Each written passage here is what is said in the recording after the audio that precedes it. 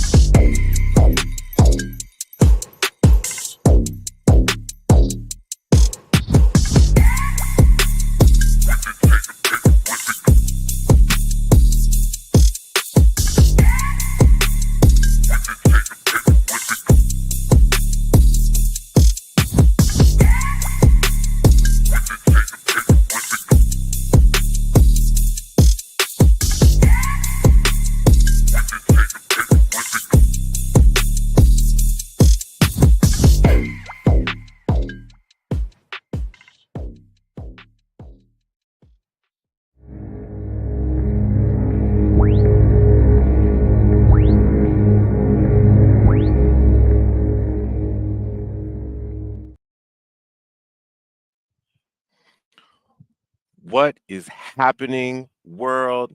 It is your boy, Tom Bomb. I'm joining with my show bro, Sharpie Charlie. And you know what? It is the lit stream.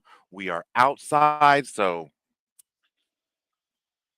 Oh, we real lit let's get for lit. sure. I like that. Lit There it straight. is. Correct. Correct. There it is. Charlie, how are you living, good sir? Bro, I got a vent, man. So Let's do it. most people know who watch. I'm a teacher, right? And every now and then you have that parent teacher conference day. And when I tell you, I've talked to so many parents today and children, and the looks on their faces when people go, "Oh, that's your grade." Parents be so calm now. They be like, "Okay, you know what? Have a good day." Nobody want to get caught because I know for a fact somebody hit a belt afterwards. Some of these grades were so bad. Oh my God! I said, "Oh, you really weren't doing nothing the first 6 weeks of this quarter." So you and your mama gonna have a real long weekend because there's no school tomorrow either. Woo! God bless them. I'm just Ooh, happy I yeah, ain't got that's to a see long nobody's weekend. kid till Monday. So they have fun. We're gonna come I back know and that lock house gonna be in. clean. Oh, spotless. Okay, spotless. How you doing this fine evening, sir? Oh man, I am doing quite well. Since daylight savings time has been wreaking havoc with my sleep, I figured like I should actually enjoy the sunlight. So I am here enjoying the sunlight and being outside, getting that golden hour lighting and such. It's a little bit of a brisk wind. Got my nice little drink over here, and I'm just ready to get into this. And George, thank you so much for hopping on with us. We really appreciate you. Our first guest we're going to bring on our good friend Andy from Flag Stays Down. Everybody, welcome to the stage, Andy from Flag Stays Down. How you doing? How you doing this evening, Andy? Hey, good evening, guys. Yeah, man, I wish I was outside like you. He's got the best setup ever. Like I'm like, that looks so nice. Right? Oh, we got Crunk coming in from the clouds. Oh, this man Wow, can't from be the stopped. clouds. Ooh, that is famous. He will never beat the famous allegations. I mean, that's what he does, man. He can't stay away. He just can't. The man doesn't know how to have a vacation. The man doesn't stop working. Love to see Crunk up there. But Andy, what's going on, man? Like, what's happening in your world? Oh, man, just like I'm just like you with the daylight savings. First of all, I want to say I'm glad that you don't have to wake up at 6 a.m. anymore Central Time for Premier League games. Waking up at 7 is a little nicer. For sure. But man, we're on a bit of a winning streak. We're 4 matches in a row as of today, so life is back to being good. This club of yours, what are you expecting? I think now we can say we're into the run-in, right? The last 10 matches, everybody looks at that as like, okay, we have to finish the season right. For you, what is your ideal finish to the season look like for Chelsea? Oh man, it changes by the day. It changes by the week. It seems like. That's so real. Realistically, Europa League would be the next progression for this team. The fan in me though says, "Man, go for third. You can get third all day." Okay. Okay. So the conference league. Well, let's say that the conference league is actually something I wanted to talk to you guys about today, and the legitimacy of that competition, because it depends on who's in it. West Ham was in it; they won it. That's nice. Chelsea's in it. It's kind of looked at as a season worth of friendlies is kind of the vibe I'm getting. So nothing but a win is good in that one. So basically you're saying like you expect hardware in the trophy, like this is in the bag for y'all. Yeah, the only real challenge we're going to face would be Fiorentina, and that would be in the final, the way the bracket's laid out. But no, it's got to be trophy or nothing. I like that standard, and I will ask this because, again, this is not any shade, no being sarcastic. I literally just haven't been able to watch matches this season. For your level, how would you rate the quality of the opponent? Is it like playing like a relegation side? Is it like, oh, you're getting like a scrappy Everton every week? Like, what does it compare for PL fans? And I would throw it in the relegation side. There's a couple of those group stage matches. There's one they had to play out in Kazakhstan, basically on the Chinese border. I think it was like -4 degrees out there for that match, and we played 8 youth players in that match and still won 4-0. But as we get to the later rounds here, it's going to be kind of lower mid-table is what I'm seeing. Gotcha. Okay. Do you feel like there's enough? Like, I know that the quality of quality of opponent in that competition is not necessarily very high, but you're still going through the league schedule, and if the goal is the top goal is third, like, do you feel like Chelsea has enough depth to get there? Man, if you would have asked me that going into the January window, I would have said, oh yeah, absolutely. And then they sold all the depth. They're loaned out half the depth. João Felix would have been nice to have now. He's kind of big one. Renato Vega would have been nice to fill out the defense. Now, man, we're operating with 2 strikers, and both are out long term. So it's going to be a rough couple months if Cole Palmer can't get back to form. I know you put in the doc. You were talking about. Oh, I'm sorry. Go ahead, Tom. Go ahead. No, go ahead, Charlie. I was gonna say, Andy, you mentioned how this top 4 race is now expanded, right? What are your thoughts on England getting that 5th coefficient spot? Yeah, so what I was reading today is with Spurs advancing, United advancing, and us advancing, that we are now, England is locked in or nearly locked into that 5th Champions League spot.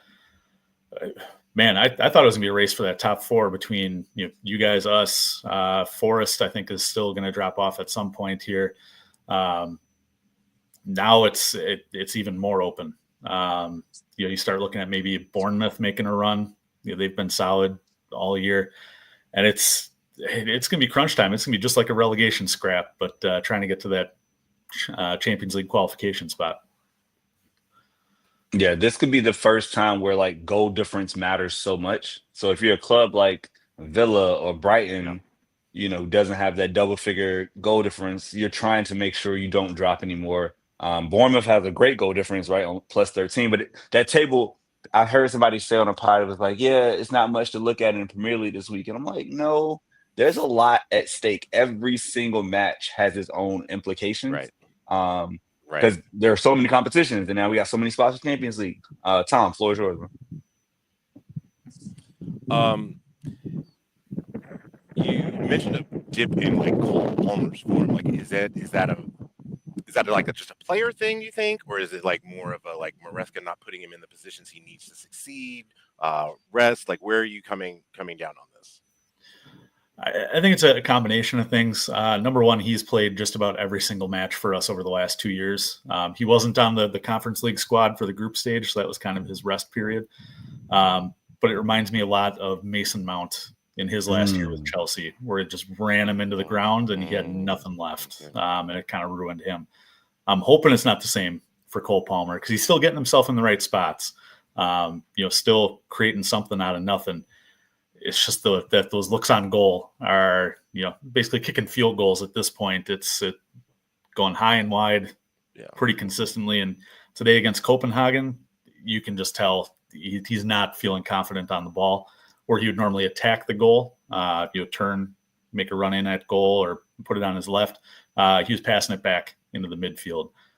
So there's a big confidence issue there, and I think he just needs that one goal to get back on track, but it's going to be hard for him to get that one. Is that goal coming against Arsenal this weekend? Going to the Emirates, a nice little London derby. Are you willing to kick Arsenal while they're down in Premier League, as they clearly have, bottled another title race? Yeah, and I know that the title race is pretty much decided at this point, but I got to put the London derby emphasis on it. This is going to be the nail in the coffin for Arsenal. They've done it to us countless times over the last couple of years, kicking us out of those top four, kicking us out of Europa. But when it really comes down to it, when it's needed, I look back at the Europa League match, Europa League final in Baku, and Chelsea seems to come up with that magic. We're on a 4-game winning streak. Arsenal seem to be on the downtrend. I think it's there. It's there for the taking, absolutely. Is there a particular matchup, like within the matchup, that you're like excited, like that that, like, oh yeah, like Cole Palmer is gonna like dominate Declan Rice, like not necessarily like that, but like something akin to that? Yeah, I think the kind of the X factor in it is going to be Pedro Neto. He's been playing as a false nine the last couple matches, and I said it on our podcast this week. The guy just creates chaos. He floats in as that kind of false nine, but he'll go out wide on the wing. We'll have 3 people within about 5 yards of each other with one defender covering the 3 of them. I think in that instance it was Nkunku, Cucurella, and Neto. It's confusion ball, and Arteta absolutely has drilled Arsenal into being very solid defensively, being very disciplined. But when you've got chaos on the pitch, I don't think they can hold up with that. I know I'm interested to see if Arteta loosens up the reins a little bit, because there's no pressure anymore, right? You're on to the quarterfinals and Champions League. You have nothing to really lose. You have enough gap to where you're solidly top 4. Like, third place would be a drop for them.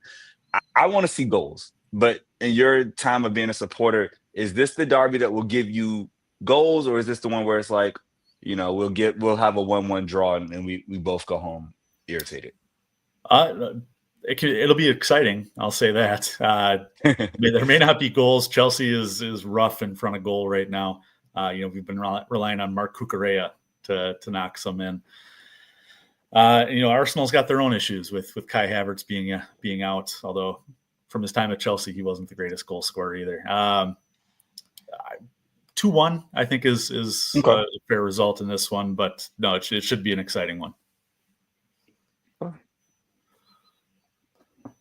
I think we need a draw, right, Tom? Like we if we had to pick a result, are we rooting for Arsenal now? Yeah. Mathematically, we need to root for Arsenal, right? We want to keep. That sounds so weird. Chelsea's ahead of us. They're ahead of us by 2 points. Like, we really want an Arsenal win, which sounds so crazy. So I feel like we can only stomach a draw. That sounds stomaching a draw feels good. Yeah. Yeah. Yes. Hey, I'll take a draw as well. That's no problem. Who gets the first yellow card in this match? Oh, wow. That's a good question. Like, it is a derby. I think I got to go Enzo Fernandez. I see that. Good call. He's probably the guy who's slapping the badge the most on this team. He kind of bleeds blue through and through, and you can see his emotion after every match. And he has issues with Kai Havertz. He had issues with Mason Mount when we play Manchester United. He's a guy who's easily fired up. So I'd probably first 30 minutes, he's probably got a yellow. Him and Caicedo remind me of like the Bash Brothers from the Mighty Ducks. It's like they just come in. It's like, we are here to wreck shit. Like, you come across this midfield, you're gonna feel us. They can't call everything, okay? So you're gonna feel a lot of it. And the best part is Caicedo plays better on a yellow. He's priming N'Golo Kante when he's got a yellow. That's the little motivation he needs, He really does, which is yeah. It's like, oh, I have to do everything perfect. Bet, watch me.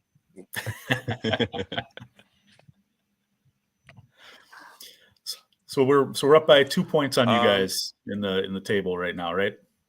Yeah, 49-47. Who do you have this week? Oh, why are you bringing that up? We we have have Brighton. Damn it. Oh man, They're Yeah, hot. They won like 5 straight. Like it's the wrong time to catch them. listen, Tom, go ahead. Man. listen. Like you said, like you can like stomaching a draw. Like I hope for at minimum a draw in this match. Like mainly because I know that Crunk is going to be there, and I'd be so crushed for him if he had to like watch a loss at the Etihad. Like I'd be like, oh, I'd be, ugh, I'd be devastated. And full disclosure, Andy, I think we're losing. Really? I called that. Yeah, I only because I need to see it to believe it. This sounds so bad. We're so spoiled. This is the worst season as a Man City supporter that I've had, right? And so to expect greatness, I feel like it's setting myself up for failure. Like, why would I expect something I haven't seen? We've been consistently inconsistent. So I guess theoretically we should get up after being down last week. But man, the way Brighton looks, João Pedro, Menta, Danny Welbeck just being ridiculous, like the fountain of youth sipper. I would be foolish to think, man, Turning yeah, it we're gonna back go the in here hands and of win. time. He's doing it for millennials everywhere, honestly. He's our greatest patron. Yeah, he needs to go to Saudi Arabia or something. I'm done It's time to with you, cash Nova. out for sure. He does. He deserves it. Leave. Go, Dan. You did enough. You've done enough, For man. sure. Jesus. Go get your money. Make that bag. You got it. You Yeah. got it. Nice $15 million a year. You deserve it. Go. Please.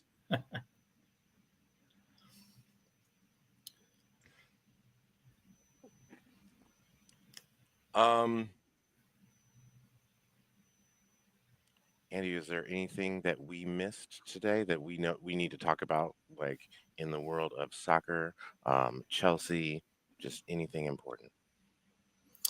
Not Chelsea related, but USL, lower league in America, is back. Okay. Opened up this week. My local-ish club, Ford Madison, kicks off their season this upcoming weekend. But with the USL creating a new first division league coming out in 2026, 2027, hopefully we get to see some pro rel here in America. We get some of those relegation scraps that we're also fond of. And that's supposed that league is going to be on the FIFA calendar, like traditional FIFA calendar. Yes, it is traditional FIFA calendar. They open up, from the new first division all the way down to USL 2 is supposed to be open now for pro rel as well. So we're getting onto the European model here, which is good. So you're telling me I never that gotten into you USL. live close-ish to Madison. Mm. You live close-ish to Madison, and you're gonna like watch the game in December in Madison.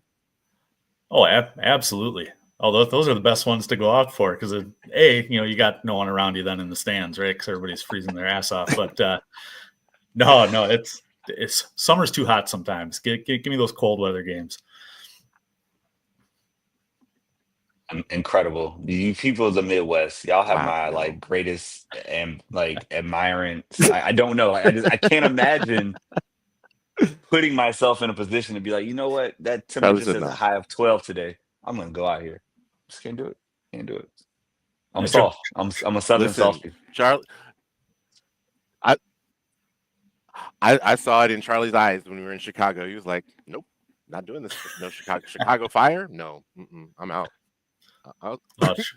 Chicago Fire is a good story. Oh man. But yeah, Andy, can you let the people know where they can find you and all the things that you do? Yeah, absolutely. So we've got a weekly podcast called the Flag Stays Down podcast.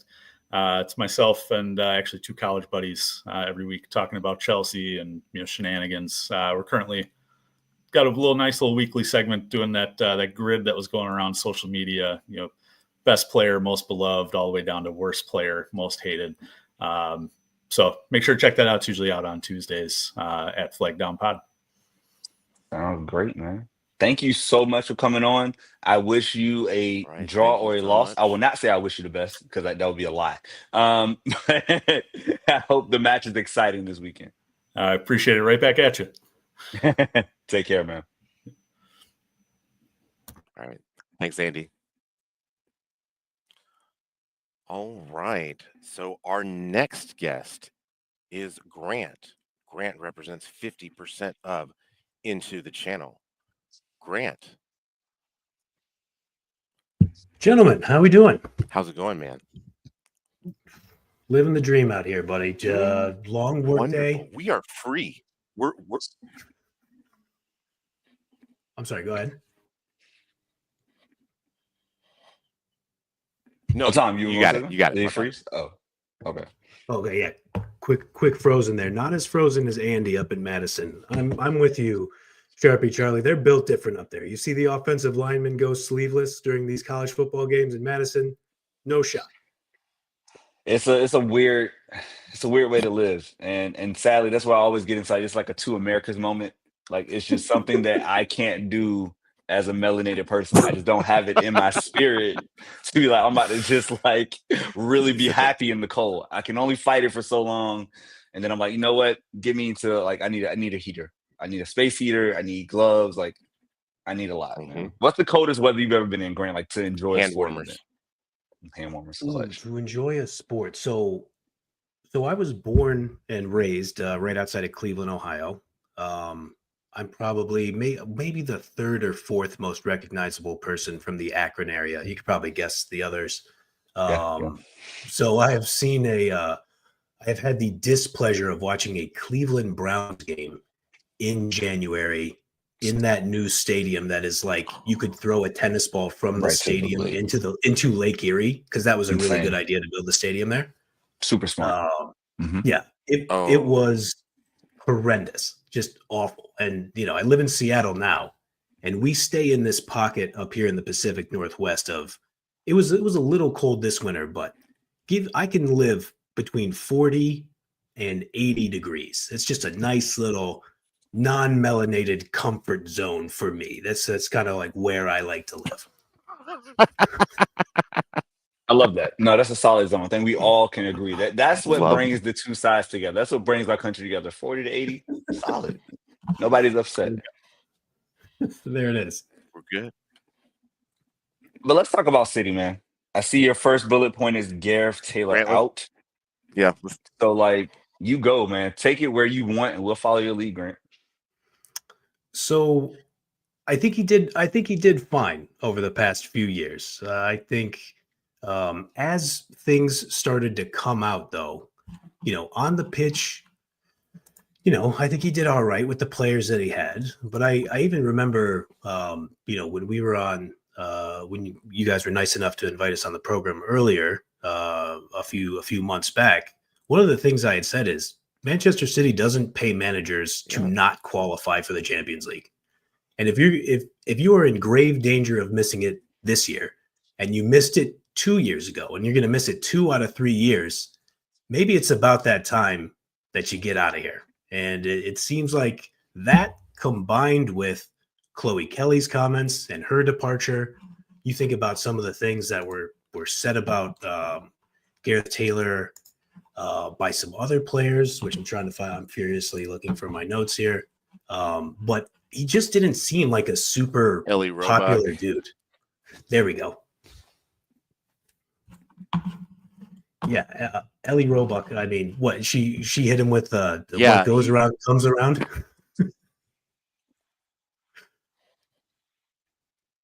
No, you got it, Tom. I'm gonna let you land, Tom. You got it. I'm gonna sit this one out. I'm gonna sit this one out.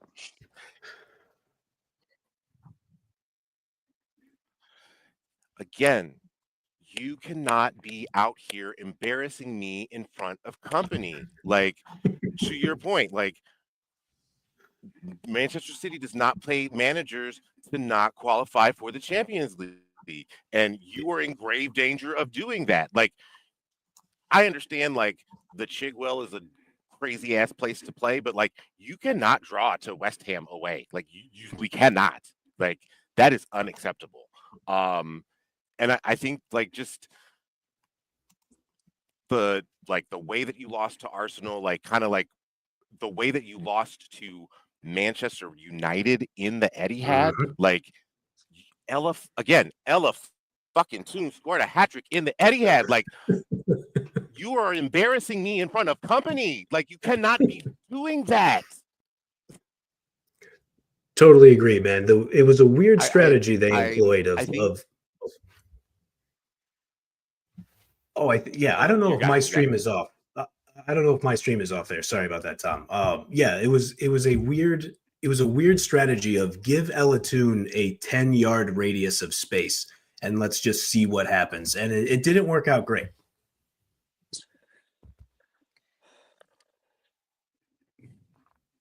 It did not. It did not. So, like, um,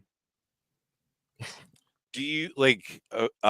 So basically, we brought that old thing back, as Charlie likes to call him. Spin the block dude. Uh, Mhm. Nick Cushing.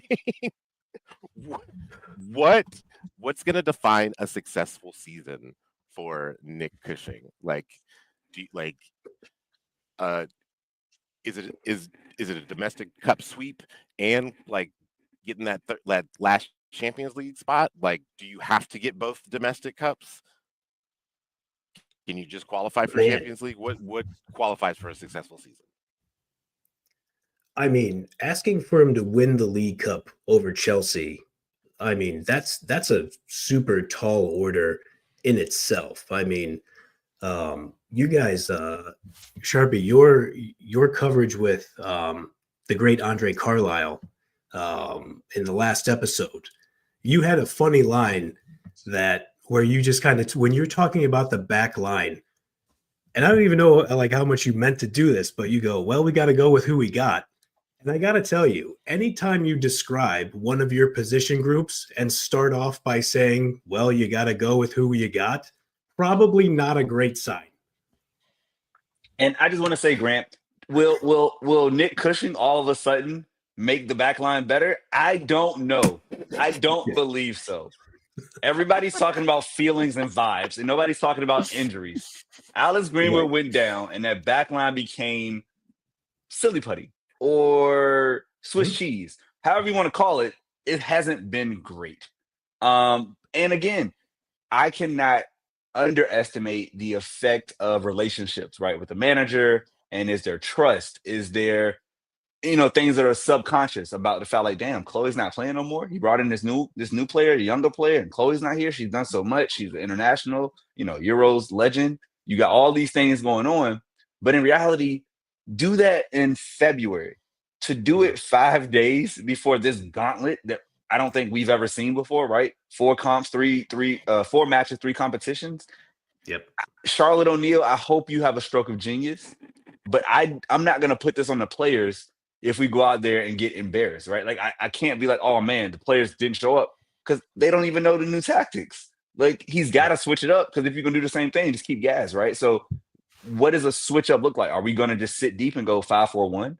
Are we going to go old school 4-4-2? Like, I need to see something that gives me a reason to see why Gas had to get like kicked out right now. I don't know. Yeah, I mean, I think it's a fair question to ask, and you think about, is there, you always kind of have to think about this in sports, and especially in women's sports.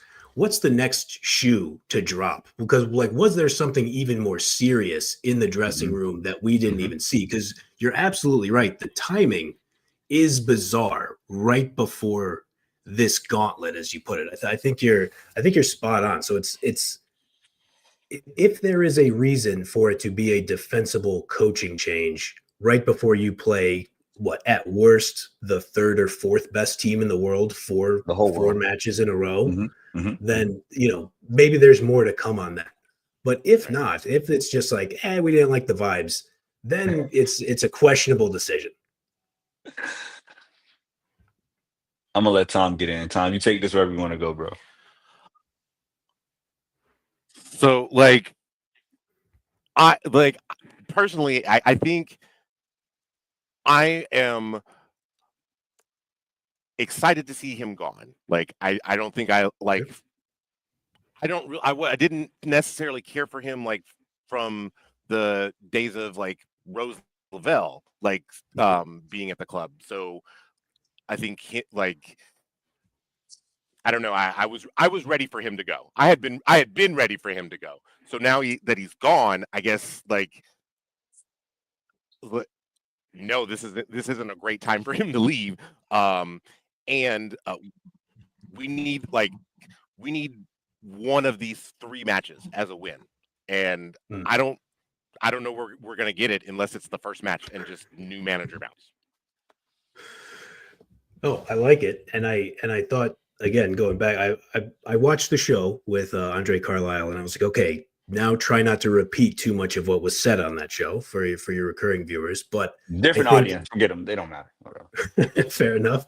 But I think it might have been you, Charlie, who raised the question: can you get a new manager bounce when you in fact use? And my apologies to anybody for how ridiculous I sound using this phrase "spin the block, dude" as your new manager. I think it's reasonable to understand that most of these players haven't played for him, but you're right, man. Like I hope he has a trick up his sleeve, and it probably is. Press super hard in the first 15 minutes, try to steal a goal, or at least put them under some pressure.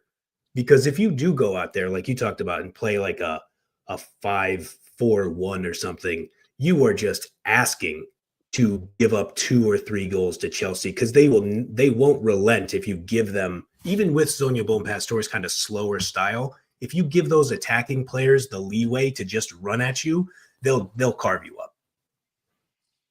As you were talking, I thought about on the men's football side, what happened, what we saw in that Madrid derby in the Champions Mhm. League, where they score in 28 seconds, and somehow, Yeah. some way, Atletico Madrid kept Real Madrid out for 120 minutes, right? So we've seen these things work before, but obviously, like that's their style. They are built for that. They know it. That's the manager through and through, right? That's their DNA. That's not City's DNA. So our DNA and those players know, hey, we press, we keep possession, we are aggressive with our front three, whoever that is, because we have those wonderful attackers. And when you go player for player, there aren't too many advantages on the City side. I'll take Bunny over their striker, even Maya Ramirez. I'll take Bunny. Sure. I'll take Bunny. I don't know.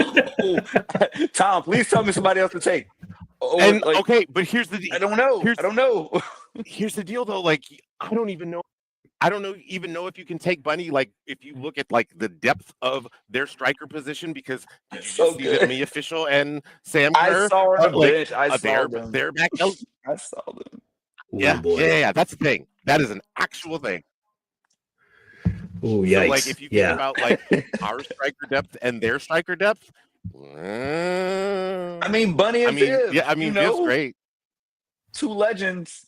Just they're not, Myra and Lauren and Mia and Sam and Guru, and they just keep Right. coming with this Right. world-class talent, right? Like, and we have world-class talent, right? Carolyn plays for Brazil, Australia, Mary Fowler, Alba Fragino in Japan. Like, we have people, but there are levels to this shit, right? Like, it will take so much of us. Like, I will go crazy if we win Saturday, and that will be enough for me, because it's just like to do that, to get the trophy that we know they don't care about it. All they care about is UWCL. That's all that matters to Chelsea with this new hire. Emma couldn't do it. So like, this is the one where I'm talking myself back into it. This is how you mess up yourself as a supporter. You're like, you know what? We can get this. I feel bad being a downer. Like, I know I'm making Crunk pissed off. Like, I don't want to piss Crunk off. I don't want to make Tom upset at me. I can't let my personal bias, overthrow the greater good here. So you know what? Fuck it. Let's go win 1-0. Let's shock the world. I want a Subway Eat Long, fresh cut, cold cut, cookie combo trophy. That's what I want.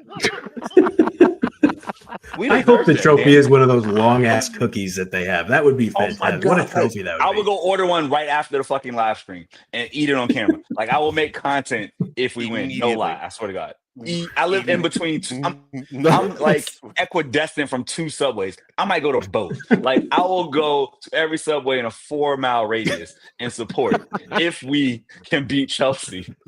And I lie to you not, Crunk can clip this shit when he lands.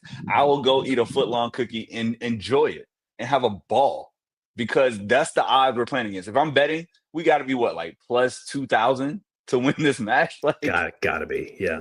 the odds are not in our favor. I feel like Hunger Games. Yeah. All right, you talked me into it, Charlie. I'll go ahead and clip it, Crunk. If City beats Chelsea in the League Cup final, I'll eat one of these ridiculous fucking foot-long cookies as well. Solidarity, man. Let's go. Let's fucking go, Grant. From coast to coast, damn it. Sea to shining sea. We got City support over here, baby. There we go. Wow. You all are some confident gentlemen.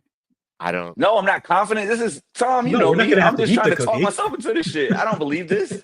I'm trying to have good content and Okay. trying to make myself somewhat happy to wake up at 8:15 to see my mediocre side go against the greatest team in the country. That's what I'm like. On the men's side, this would be like if City last season was to go up against, I don't fucking know, Bournemouth. And you'd be like, Bournemouth doesn't really have a chance, but all those cherries are excited. We could do it. We can nick one. That's the mindset I have. Like, that's how I feel right now. I feel like a cherry. All right. That's fair. That's fair. So Grant, who's next? Who's the next manager? Like what's the name that? So we did this fun exercise on the 12, which it's me and 2 Arsenal fans and a Chelsea fan, and we had 2 manager name suggestions. One like serious and one for the lulz. And overwhelmingly, the one for the lulz ended up being Freya Coombe. So please tell me that is not on your list. Not on my list. Okay, thank God. Who are the serious candidates, if you don't mind me asking? My serious candidate was Seb Hines.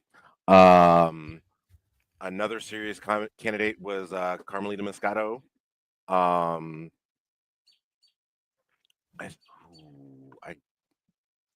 Who did Mark pick? Mark, I think he picked another. Oh, he picked Heraldez. I mean, sure, Washington shoot Spirit. for the stars, right? Yeah, but like in the context, like they have to win. They have to win in order to or it's championship or bust for their season, right? In a lot of ways, at least that's like Kang's mindset, and so especially like with Trinity on her contract year, it's already been talked about. Like she might want to go like abroad. It's possible like that they don't make that. They don't get the Shield or the Cup, and he's looking for another job, or you just back up the Brinks truck. I feel like it would have to be a Brinks truck situation or whatever. I don't know. I'm guessing Brinks probably has global reach. They're probably operating out in England. You know, these companies, these banks are. Okay. I don't know if either of mine are super serious, but I'm glad you said Seb Hines because obviously my co-host on Into the Channel, Dino DeCespedes, he lives in Orlando. He covers the Orlando Pride. He's an Orlando Pride supporter. I love telling him, we're going to steal your manager. That's one of my favorite things to do. And I would love that. Now, I'm going to throw out a name here. You may recall Desiree Ellis, or I believe Dr. Desiree Ellis. She's the manager of the South African national football team. She's the 4-time Confederation of African Football's Women's Coach of the Year. She won last year in 2023. If you remember, I mean, South Africa in the World Cup punching way above their weight. Super exciting to watch. I mean, you know, they won that match against Italy in the final. I think it was the final day of the group stage. They win a bonkers match 3-2. You know, they're running in behind. I mean, the vibes looked incredible. Banyana. There was just like amazing energy around that entire squad. Now she's 61 years old, but if you watch the way South Africa played and comported themselves in that World Cup, I would love a manager who could come in here and say, Bunny, Viv, Getoline, when Lauren Hemp comes back, Fujino, play with heart, play with soul, like play with exude creativity the way your games have shown us you can. Like, we don't have to play full on WSL, struggle ball at times. We could do, and as a City fan, I don't love saying this, but we could play heavy metal football, like Jurgen Klopp style. Like, let's fucking run at players. We have the players who have the ability to do that. And I would love to see us pick up a manager who would advertise that, or who would encourage that, rather. Like, let's go Broom. Like, I think that Silves and Sky and Shea Butter FC, they talk about that all the time. Like, there's no reason to play off. Like, if the reason that we have the 4 stars is because, like, as the USWNT is, we have athletes that go Vroom. So let those unleash those athletes and let them go Vroom. City also has those athletes. Like, let them go Vroom. Like, 100%. Lily Murphy has some potential to open up a match in the just by her pace, in ways that other players on our roster can't. Like, let's start to utilize that. I was listening to Counterpress, and shouts to those women. Love that pod. And they brought up the idea of is it important to have a woman manager, right? Like, do we, obviously that's ideal, right? We want women managing women. Like, that's the way in the best case scenario would be. And Grant, you sold me. Like, I'm all in. Like, I want someone with a vision, because if you think about any type of business or any type of sport, sometimes you got to zig when they zag. And if you can't beat them at their own game, do something different, right? Change the geometry of it. Make them feel like, oh, now we have to be afraid of City, versus we know what they're going to do. If they play better, great. They're more technical, great. But no, if we just go, again, not chaotic where you just say, we're playing a front 5, but if the energy is there and the, that type of, that DNA is injected into the club, I think the players will love it. Who doesn't want to be on the front foot? Who doesn't want to press the issue? I think I like Bielsa, right?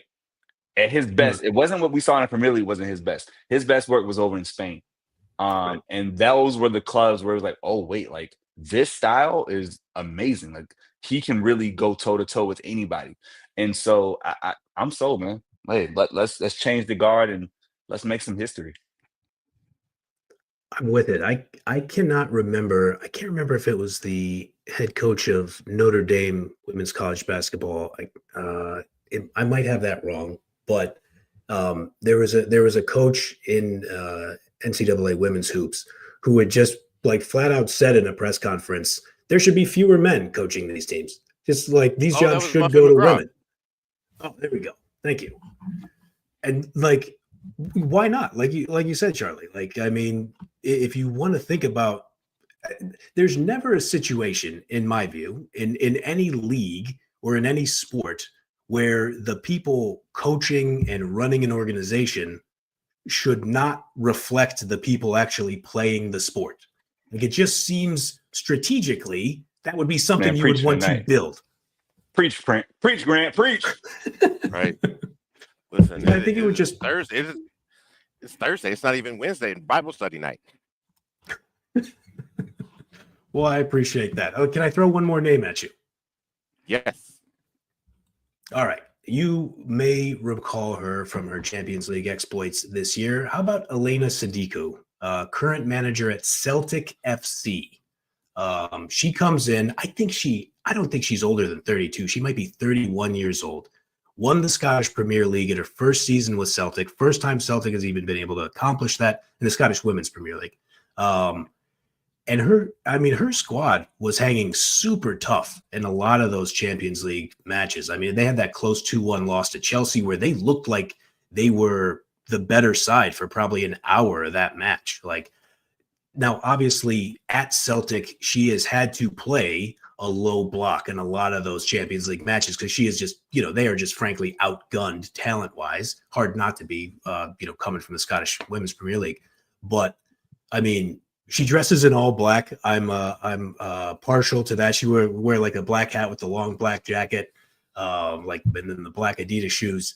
Like, I liked her. I liked the plan. They always, I don't think they won a match in the Champions League group stage, but they weren't supposed to. But they hung super tough in there, and they were able to like play physical, take their chances when they had them.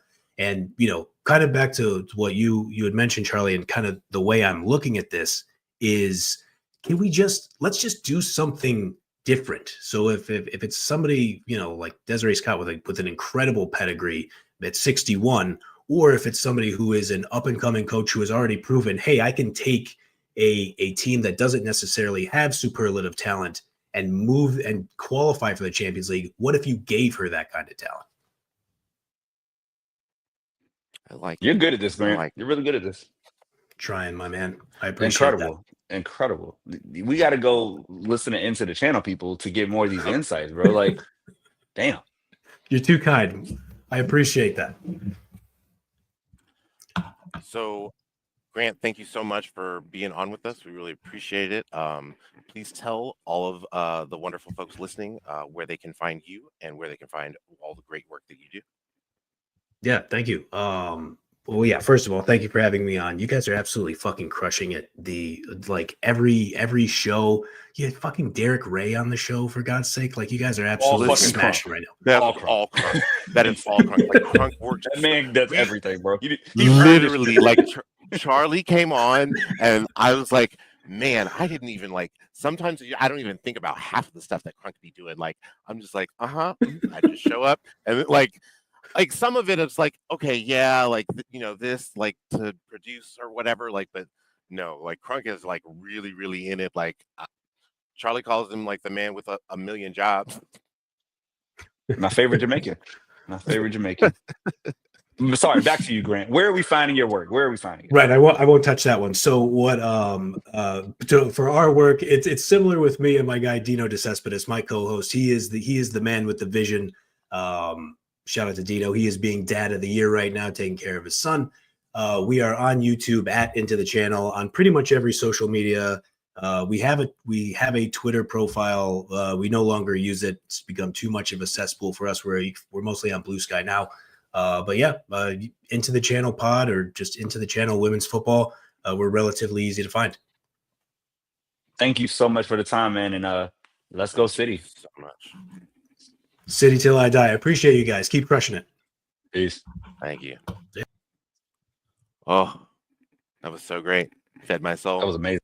I love Grant. Yes, it was. That was awesome. I love it. I'm a fan. Man, them boys do good work. All right. So our last guest is an Arsenal supporter, and I guess as the host, I need to channel my inner Crunk so that I can get that Arsenal hate that he has in his heart in mine. So I think I'm just gonna, and then we're gonna bring on Byron.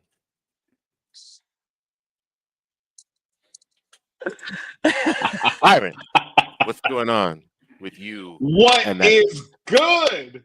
You and that fashion house of a club that you support. Arsenal Fashion Club. Let's go. What we Deion got a said, new release coming tomorrow. Feel good, play good, pay good. There you go. That's it. Look good, play good. That's how we do. Y'all are such gracious guests. I had to put on the light blue today just to show love to y'all. I didn't come in all red. You know what I mean? I'm trying to show some love to these great hosts here. You know what I mean? We appreciate that you stepped in our house respectfully. We appreciate it.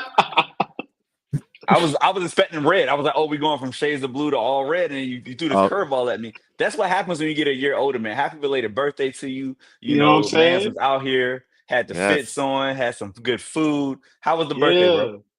And it was great, man. Went out with some friends. Went to this Mediterranean restaurant here in Atlanta. Had some kebab. Had some baklava. After that, we went and did a little hookah. You know what I mean? So it was a good time, man. It was great. Love that. Love that. Loved So it. what we talking about today, Byron? What's on the docket? What you want to get into, bro? Hey, so for me, I just want to jump in real quick and say we made the Champions League. Like I still can't believe it. We're in the quarterfinals. Like it's been a while, y'all. Y'all are used to this. Y'all are used to this lifestyle. I'm just in the house. I just got in the house, and it's nice. I mean, I think that's why we're all like, okay, and like, you think you're doing something over there? Like, that's old news. We've been doing that. We just got in the neighborhood. We just unloaded the U-Haul. Got the sofa right. Got you. New money. You know what I mean? New money. He's still waiting on the internet to come money. through. He's like, oh damn, I got to go 72 hours before the internet people come. Shit. All right, well, I'm saying. At least I know at least I'm here. I like it. We ain't even got network. I'm hotspotting right now. You know what I mean? I'm here. But you here. That's all that matters. You here though. You here. You We're here. here though. Is Henri gonna run through, the club, the spirit to go in there and win in Madrid? Like, what y'all about to do? Because that's a daunting task. We got to channel the GOAT. Honestly, my main concern is getting Saka back. Like, we got to pump my man with some steroids that are just legal in Belgium. You know what I mean? Like, we got to do some magic because he needed super serum. You said make him an Avenger. Super serum that we don't even know about. That classified serum. I need that Wolverine mutant gene immediately. Like, wait, is that adamantium? How the fuck did Saka come back with hard knuckles? What is happening? I don't even know. What is going on? I stepped on that dude's foot and it now my foot hurts. I don't understand. He didn't have a beard when he left. He was a baby face, and now he's coming back like a full wolf. What the fuck was going on? Right? We need to get that. We might need to rub some vibranium on it. We need help. The spirit of the Black Panther. The spirit. I can't mess with y'all, man. But yeah. So we need him back. I just want to say that, I'm just gonna put this out here. Y'all heard it first right here. Okay. I'm gonna say this right here. Raheem is back. Let's go. My man was cooking today. Oh, yesterday. Sorry. He cooked. He was cooking. He got man of the match. Like, I actually want to see him do good things. Like, he's one of those guys that really started to hit the ground running when he was a kid.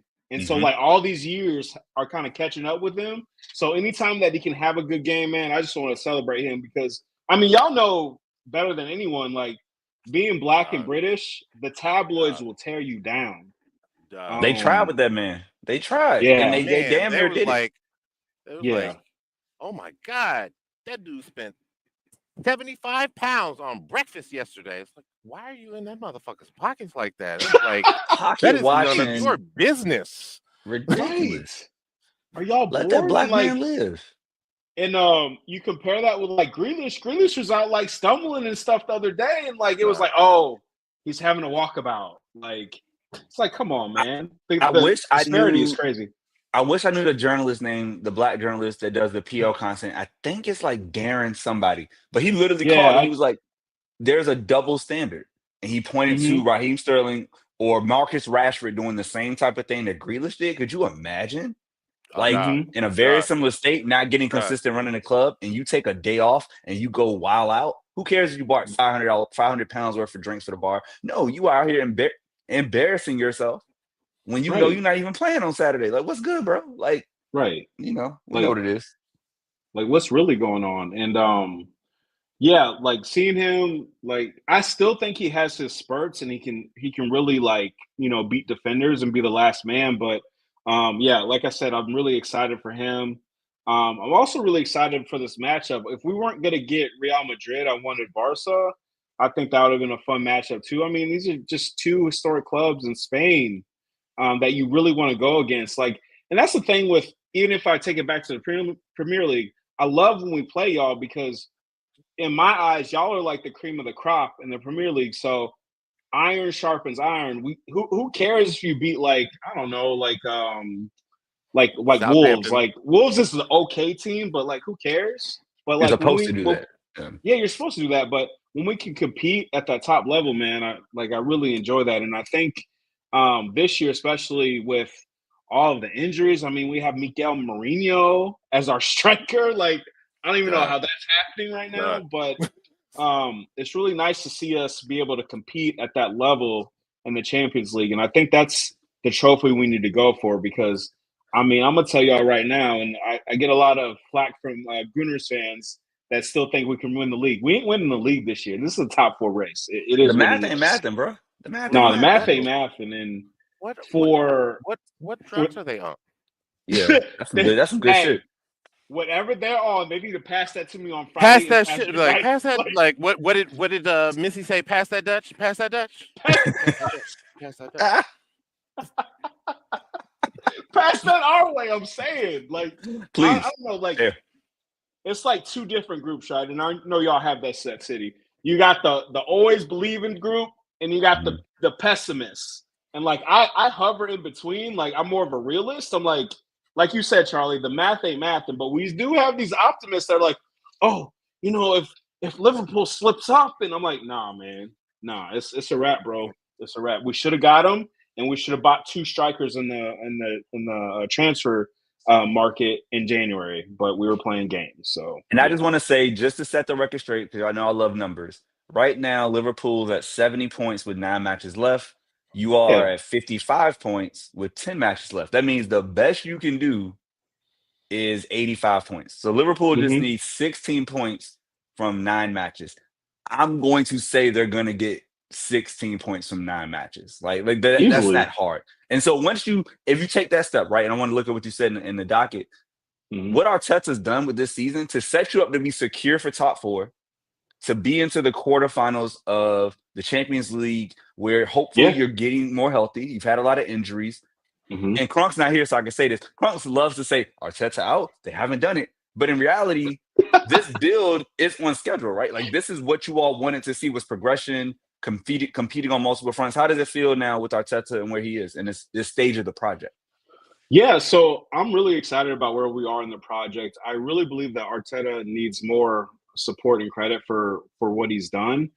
There is like this small Arteta out faction, which doesn't really make sense in reality because, I mean, I've been an Arsenal supporter since the mid 2000s. And so it's like I've seen us at our pinnacle and then I've seen us at our worst. And oh my gosh, in 2019, we were in the trenches. And then Arteta comes and everyone forgets this is his first managerial role. He's going to make mistakes. Like, one of the things that I always gripe about is his lack of knowing how to break down a low block. Like, I'm sorry, in the Premier League, they're going to play a low block. And my biggest critique of him this season is we got rid of our creators in the middle. One of the primary ones was ESR. ESR knows how to penetrate, and he's very direct within the middle. So now we have this horseshoe effect where we're going to pass it to the right. Saka, please do something. Oh, you can't? Okay, pass to the middle. Oh, Havertz isn't there. Okay, let's pass to the left, and hopefully Martinelli doesn't run out of bounds, right? So it's very predictable in nature, but I think Arteta and fans need to realize Arteta just has to grow, and he's growing. He's doing that. And also the ownership, they have to back him. Like, everyone wants to make a big deal about numbers like, oh, you guys spent 100 mil on Declan Rice. So, oh, you spent 50, 60 on Kai. It's like, no. These numbers are all overinflated. You have to spend to win. And I would like to see us spend like 3 to 350 just to keep up their pace. We do have a lot of good young talent, which we're blessed with, but at the same time, we do need these ceiling raisers, and that's going to happen in the transfer market.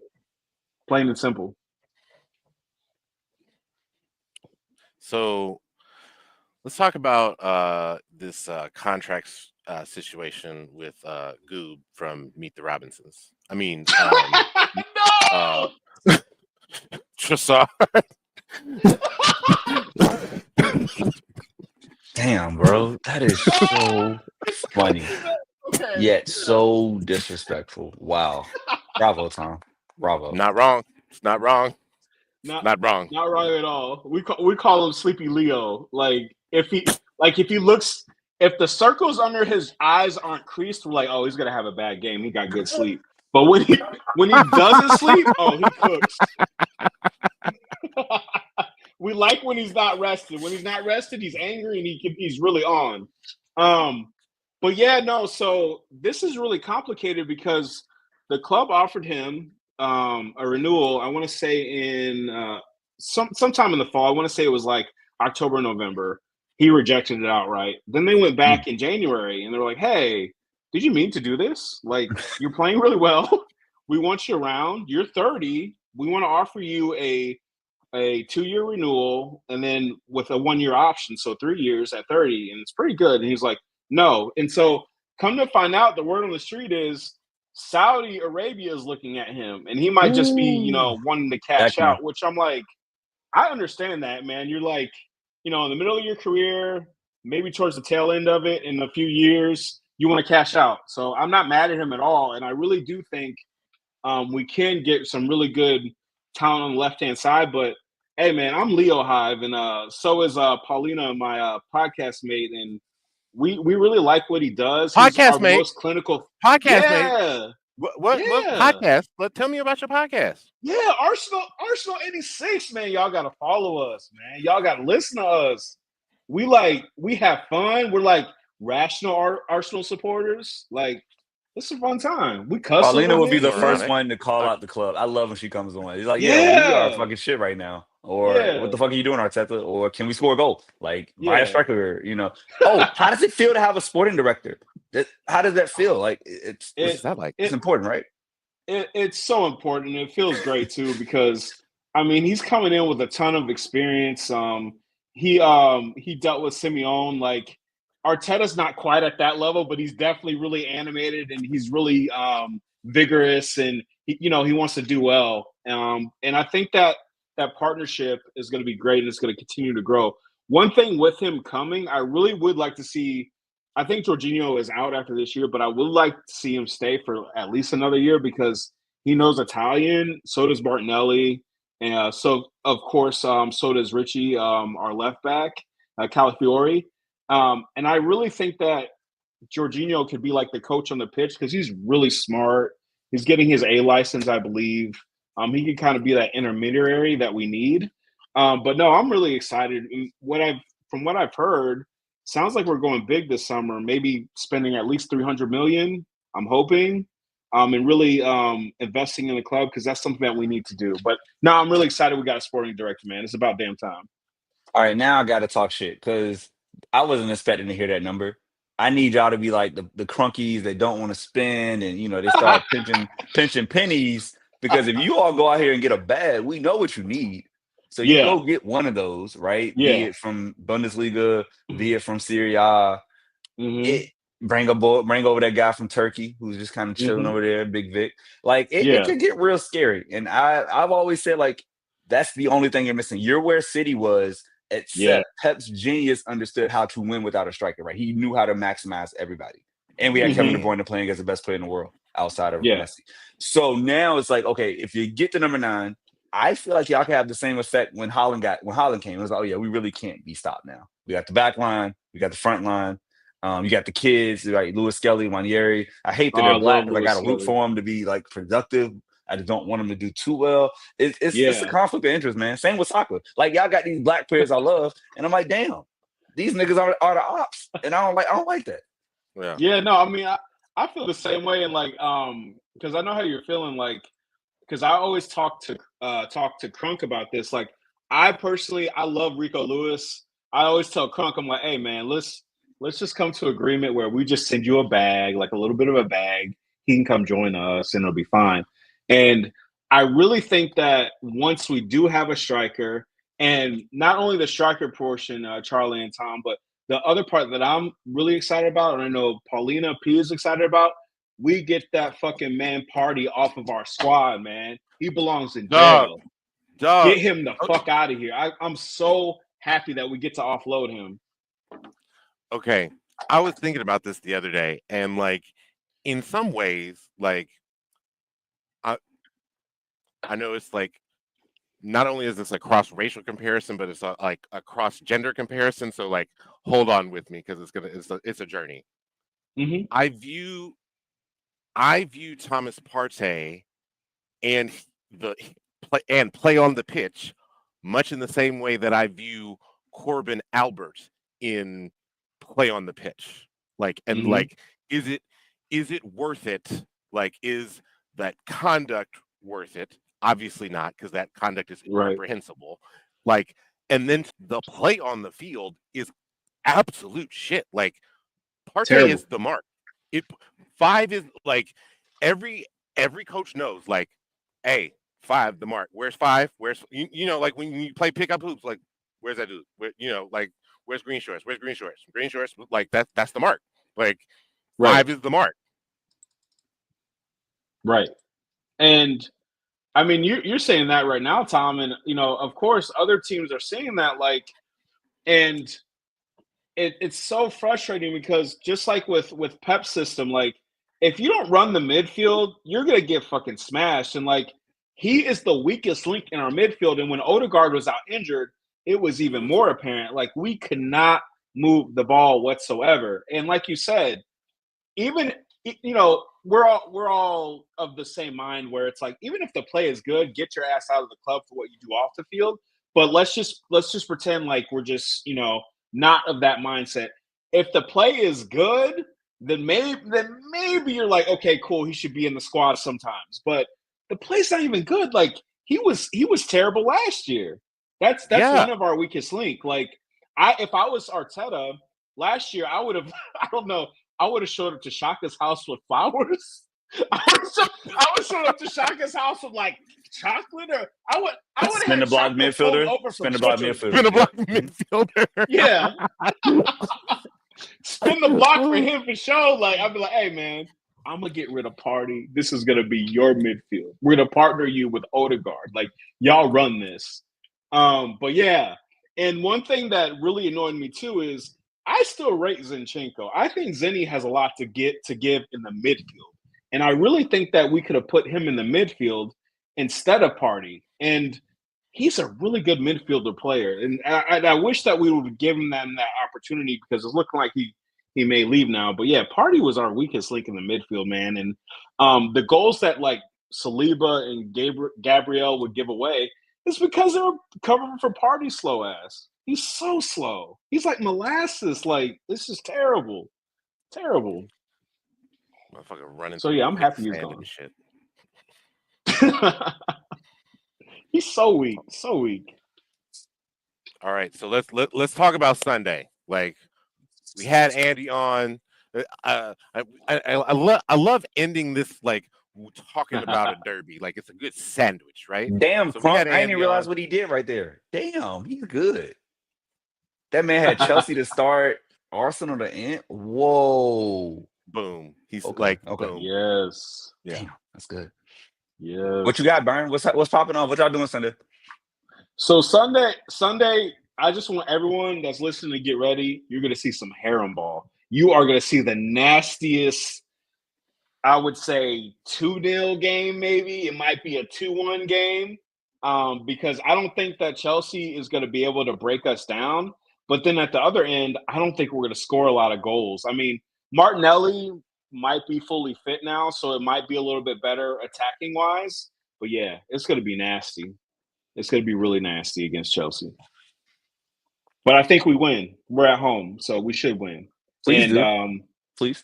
Yeah, for sure. Like, out of all the teams in the Premier League, I don't even consider Tottenham a rival because they're Tottenham. They're an unserious club. Thank you for calling them the name that they mama gave them. If his mama called him Tottenham, I'ma call him Tottenham. Like I'm gonna call him Tottenham. Like that's what it is. That's what it is. But Chelsea, I hate Chelsea. I have two teams that I just despise: Man U and Chelsea. Those two teams. That's it. So yeah, I think we do beat them, but it's gonna be tight. And I don't think we start really turning the screws on them until like the 60th or 70th minute. All right. So I'll ask you what I asked Andy. Who is the first player for Arsenal to get a yellow card? or no, y'all are red card FC. Fuck that. Who's gonna get the red We card? are. Ooh, red card. Damn. I hate to say it because this is my guy. He's coming. He's coming through the academy and everything. But man, if Miles Lewis Skelly is on that field, he's getting a red card. It's just he's getting a little too rash right now. He's not. He used to do standing tackles.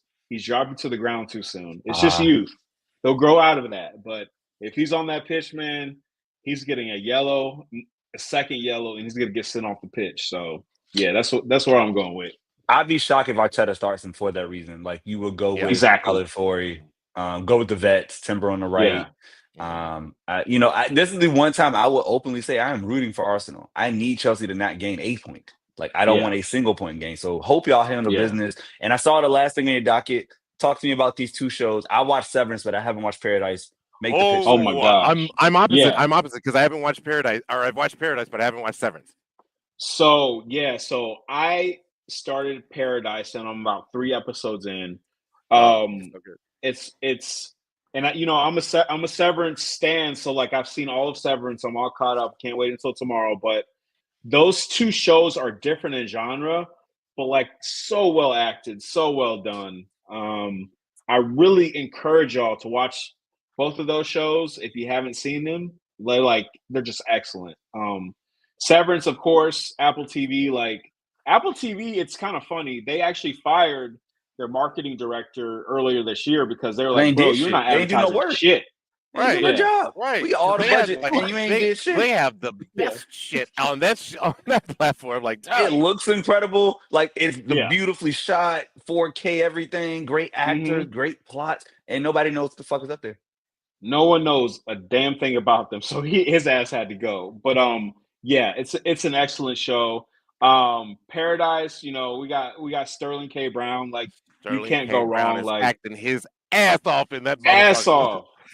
He is like he takes you through a full range of emotions in 60 seconds. You like feel like you're right there with him. Like it's so indescribable. People, just thought he was like doing fluff stuff on This Is Us or whatever, but no, man, he's a good ass actor. One of the best.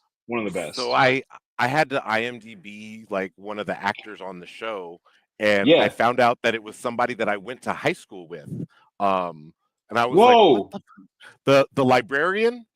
Yeah, I went to high school with him. What? Were you watching and you're like, hey? Like, because I was like, God, I feel like I know him. Like, it was, and I'll put it this way. It wasn't a scene in the library that I recognized where he was from.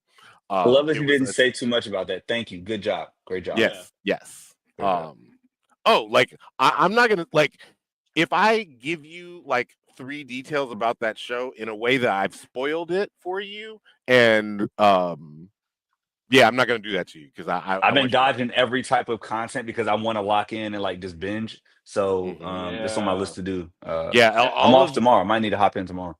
All of Paradise is out on Hulu. There it is. I saw him and I had to IMDb him and I was like, I know that dude. It's really good, and the concept, like Charlie, man, it's great. Okay. At first I was really skeptical because I was like, man, what's this Hulu ass show? Like, it's gonna be terrible. And then, like, honestly, like first 15 minutes, I was like, okay, cool, I'm locked in. This is a great show. See, but like honestly, the buy-in is the first 15 minutes of the second episode. That's really okay. So get through the pilot and then it turns up. Okay. Yeah. It turns up even more. Awesome. Well, Byron, thank you so much for coming through, bro. Let everybody know where they can support you and all the things you do, man. Yeah, man. So holla at us in the Arsenal 86 pod. We're part of this Shades of Blue network. We all in the family, you know what I mean? You can holla at me on Twitter at BYST. I don't just tweet about, footy. I tweet about like pretty much everything, especially politics, because times are crazy right now. And so, come check me out. And also, I just want to encourage everyone to touch grass and hydrate. Like rub it, like rub that shit like that.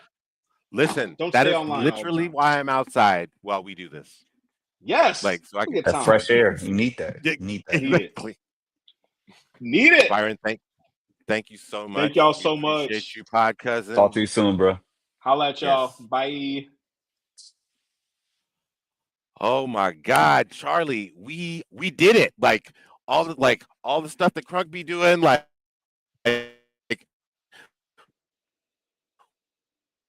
we managed rough.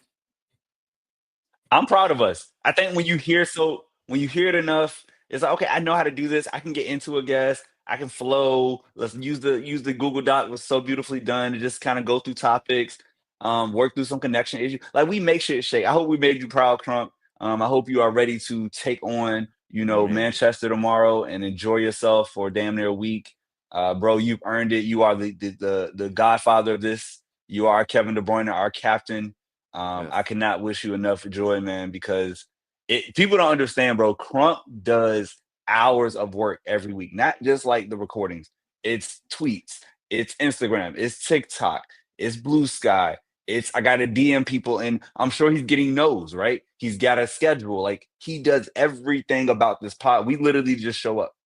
Yep. Like, that's it. I'm literally about to get FanFest privileges for the first time because this is the first time Crump can't do a watch along. So like, because he'll be there.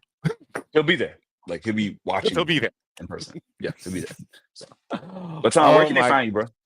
Man, so you know what? On Saturday they can find me on that Fan Fest because we're doing a nice little watch along. Boom, boom, boom, boom. Back to back. That's right. Doing a back-to-back watch along. I will be along, definitely be along for the Subway Eat Fresh Leagues Cup for Cold Cut Combo Cup for the foot long trophy with cookies. I will be there for that. You can also find me on the 12. Our latest episode is out. We appreciate Crunk for rushing through that to get that out. Had a great time recording that. And thank you for letting us crash the live stream. And yeah, you can also find me on Blue Sky at TomBomb816. Sounds good, man. And find me at Sharpie Charlie. Please come out to the watch alongs on Saturday if you're a City fan or a Chelsea fan. Might have a special guest pop through from the 12. Mans might pull up. We'll see. But yeah, man, thank y'all so much for coming out. And yeah, you know the vibes. Shady game, shady game, shady game. All right.